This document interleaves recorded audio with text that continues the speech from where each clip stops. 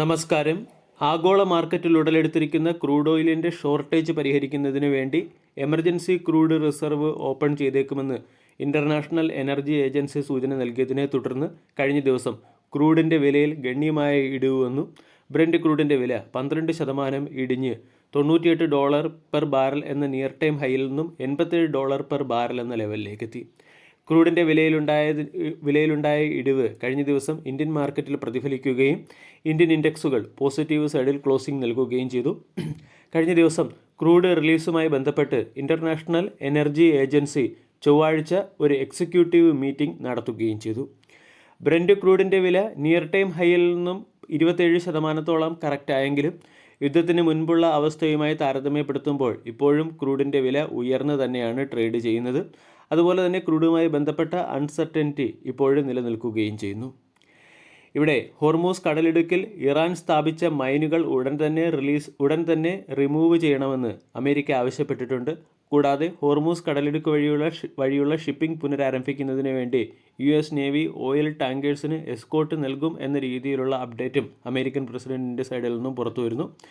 അതേസമയം ഇറാൻ റീജിയനിൽ നിന്നും 1 ലിറ്റർ എണ്ണ പോലും എക്സ്പോർട്ട് ചെയ്യാൻ അനുവദിക്കില്ല എന്ന് ഇസ്ലാമിക് റവല്യൂഷണറി ഗാർഡ് കോർപ്സും അറിയിച്ചിട്ടുണ്ട്. അതായത് ക്രൂഡുമായി ബന്ധപ്പെട്ട വോളറ്റിലിറ്റി ഇന്നും മാർക്കറ്റിൽ നിലനിൽക്കുമെന്നുള്ള സൂചന തന്നെയാണ് ഇവിടെ നിന്നും ലഭിക്കുന്നത്. ക്രൂഡുമായി ബന്ധപ്പെട്ട് പ്രത്യേകിച്ചും എമർജൻസി സ്റ്റോക്ക് പൈൽ റിലീസുമായി ബന്ധപ്പെട്ട കൂടുതൽ അപ്ഡേറ്റ് വരികയാണെങ്കിൽ അത് ക്രൂഡിൻ്റെ വില വീണ്ടും കുറയുന്നതിനും ഇന്ത്യൻ മാർക്കറ്റിൽ ഒരു റിക്കവറി വരുന്നതിനും സഹായിച്ചേക്കും. ക്രൂഡ് ഓയിലിൻ്റെ വിലയുമായി ബന്ധപ്പെട്ട് വരുന്ന അപ്ഡേറ്റുകൾക്കനുസരിച്ചായിരിക്കും ഇന്നത്തെ ദിവസം ഇന്ത്യൻ മാർക്കറ്റിൽ മൂവ്മെൻറ്റ് വരുന്നത്. കഴിഞ്ഞ ദിവസം മാർക്കറ്റ് 0.8% ഉയരുകയും 24,261 ക്ലോസിംഗ് നൽകുകയും ചെയ്തു. 24,350, 24,450 തുടങ്ങിയ സോണുകളാണ് ഇനിയുള്ള പ്രധാന റെസിസ്റ്റൻസായി പ്രവർത്തിക്കുക. അതേസമയം 24,150, 24,000 തുടങ്ങിയ റേഞ്ചുകൾ പ്രധാന സപ്പോർട്ടായി പ്രവർത്തിക്കുകയും ചെയ്യും.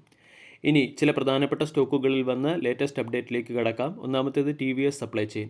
TVS supply chain 40,000 square feet കേപ്പബിലിറ്റിയുള്ള ഒരു വെയർ ഹൗസിംഗ് ഫെസിലിറ്റി ചെന്നൈയിൽ എസ്റ്റാബ്ലിഷ് ചെയ്തതുകൊണ്ട് TVS സപ്ലൈ ചെയിൻ എന്ന സ്റ്റോക്ക് മാർക്കറ്റിൻ്റെ ശ്രദ്ധയാകർഷിക്കാൻ സാധ്യതയുണ്ട്.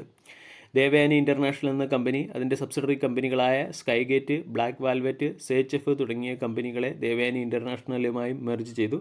അതുകൊണ്ട് ദേവയാനി ഇൻ്റർനാഷണൽ എന്ന സ്റ്റോക്കിനെ ഫോക്കസ് ചെയ്യാം. HG ഇൻഫ്ര എഞ്ചിനീയറിംഗ് എന്ന കമ്പനി അൻപൂർ തെർമൽ എനർജിയിൽ നിന്നും 401 കോടി രൂപയുടെ സിവിൽ വർക്ക് ലഭിച്ചതുകൊണ്ട് HG ഇൻഫ്ര എഞ്ചിനീയറിംഗ് എന്ന സ്റ്റോക്കിനെയും ഇന്ന് ഫോക്കസ് ചെയ്യാവുന്നതാണ്. ഓല ഇലക്ട്രിക് എന്ന കമ്പനി ചാമ്പ്യൻ എഡിഷനിൽപ്പെട്ട ചില പ്രൊഡക്റ്റുകൾ മാർക്കറ്റിൽ ലോഞ്ച് ചെയ്യുന്നുണ്ട്.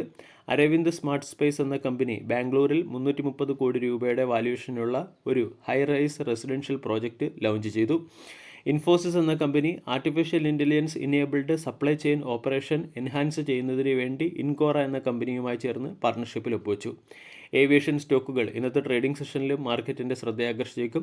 ഇൻഡിഗോ എന്ന കമ്പനിയുടെ CEO റിസൈൻ ചെയ്തതും കൂടാതെ എയർ ഇന്ത്യ ഫ്യൂവൽ സർചാർജ് ഉയർത്തിയതിൻ്റെയും പശ്ചാത്തലത്തിൽ ഇന്നത്തെ ട്രേഡിംഗ് സെഷനിൽ ഏവിയേഷൻ സെക്ടറിലെ സ്റ്റോക്കുകളെ ഫോക്കസ് ചെയ്യാം. മസഗോൺ ഡോക്ക് പുറത്തുവിട്ട അപ്ഡേറ്റ് പ്രകാരം 23,758 കോടി രൂപയുടെ ടോട്ടൽ ഓർഡറുകളാണ് കമ്പനിക്ക് ഇതുവരെ ലഭിച്ചിരിക്കുന്നത്.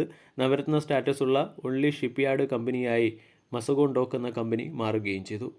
അതോടൊപ്പം തന്നെ ഇന്നത്തെ ട്രേഡിംഗ് സെഷനിൽ NTPC ഗ്രീൻ എനർജി എന്ന സ്റ്റോക്കിനെയും ഫോക്കസ് ചെയ്യാം.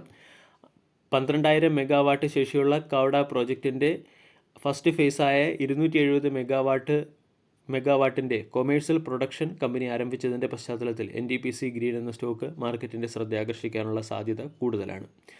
അതോടൊപ്പം തന്നെ വെബ്സോൾ എനർജി വാറൻറ്റ് കൺവെർഷനുമായി ബന്ധപ്പെട്ട് ബോർഡ് ഓഫ് ഡയറക്ടേഴ്സിൻ്റെ മീറ്റിംഗ് വിളിപ്പിച്ചിട്ടുണ്ട്. മാർച്ച് 13 ബോർഡ് ഓഫ് ഡയറക്ടേഴ്സിൻ്റെ മീറ്റിംഗ് സ്റ്റോക്കിനെ ഫോക്കസ് ചെയ്യാവുന്നതാണ്. JSW ഇൻഫ്ര എന്ന കമ്പനി കർണാടകയിലുള്ള പോർട്ട് ലോജിസ്റ്റിക് ഓപ്പറേഷൻ പുനരാരംഭിച്ചതിൻ്റെ പശ്ചാത്തലത്തിൽ JSW ഇൻഫ്ര എന്ന സ്റ്റോക്കിനെ ഇന്നത്തെ ട്രേഡിംഗ് സെഷനിൽ ഫോക്കസ് ചെയ്യാവുന്നതാണ്. കൂടാതെ മെട്രോപോളിസ് ഹെൽത്ത് കെയർ എന്ന സ്റ്റോക്കിനെ ഇന്നത്തെ ട്രേഡിംഗ് സെഷനിൽ corporate announcement point of view focus ചെയ്യാം. കമ്പനി 3:1 എന്ന റേഷ്യോയിൽ ബോണസ് അനൗൺസ് ചെയ്തിരുന്നു. ബോണസിൻ്റെ റെക്കോർഡ് ഡേറ്റ് മാർച്ച് 20 വീഡിയോ എല്ലാവർക്കും ഇഷ്ടമായി എന്ന് വിശ്വസിക്കുന്നു. താങ്ക്